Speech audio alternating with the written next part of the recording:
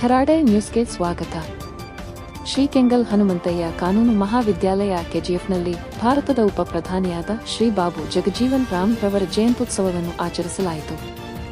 ಕಾರ್ಯಕ್ರಮದಲ್ಲಿ ಕಾಲೇಜಿನ ಸಿಒ ಆದ ಡಾ. ಮ್ಯಾಥ್ಯೂ ರವರು, ನೂತನ ಪ್ರಾಂಶುಪಾಲರಾದ ಶ್ರೀ ಪ್ರಸನ್ನ ಕುಮಾರ್ ರವರು, ಕಾಲೇಜಿನ ಸಿಬ್ಬಂದಿ ಹಾಗೂ ವಿದ್ಯಾರ್ಥಿಗಳು ಭಾಗವಹಿಸಿ ಕಾರ್ಯಕ್ರಮವನ್ನು ಯಶಸ್ವಿಗೊಳಿಸಿದರು. ಕಾರ್ಯಕ್ರಮದಲ್ಲಿ ಪ್ರಾಂಶುಪಾಲರು ಕಾರ್ಯಕ್ರಮವನ್ನು ಉದ್ದೇಶಿಸಿ ಮಾತನಾಡಿ, ಶ್ರೀ ಬಾಬು ಜಗಜೀವನ ರಾಮ್ ರವರು ಭಾರತದ ಪ್ರಮುಖ ಸ್ವಾತಂತ್ರ್ಯ ಹೋರಾಟಗಾರರು ಮತ್ತು ರಾಜಕಾರಣಿಗಳಲ್ಲಿ ಒಬ್ಬರು. ಇವರು ಏಪ್ರಿಲ್ 5, 1908ರಲ್ಲಿ ಜನಿಸಿದರು.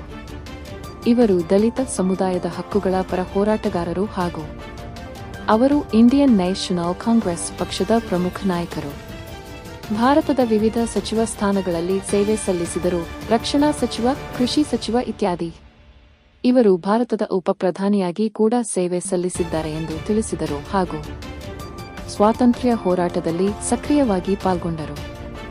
ದಲಿತರ ಅಪ್ಲಿಫ್ಟ್ಮೆಂಟ್ ಮತ್ತು ಸಮಾನತೆಗಾಗಿ ಹೋರಾಟ ನಡೆಸಿದರು.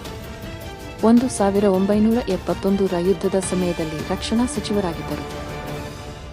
ಸಾಮಾಜಿಕ ನ್ಯಾಯ ಮತ್ತು ಸಮಾನತೆಗೆ ಮಾಡಿದ ಸೇವೆಗಾಗಿ ಅವರನ್ನು ದೇಶದ ದೊಡ್ಡ ನಾಯಕರೆಂದು ಪರಿಗಣಿಸಲಾಗುತ್ತದೆ ಹಾಗೂ ಇವರು ಬಾಬುಜಿಯೇ ಎಂದು ತುಂಬಾ ಜನಪ್ರಿಯರಾಗಿದ್ದಾರೆ ಎಂದು ತಿಳಿಸಿದರು. ಇನ್ನೂ ಹೆಚ್ಚಿನ ಮಾಹಿತಿಗಾಗಿ ಖರಾಡೆ ನ್ಯೂಸ್ ಅನ್ನು ಸಬ್ಸ್ಕ್ರೈಬ್ ಮಾಡಿಕೊಳ್ಳಿ.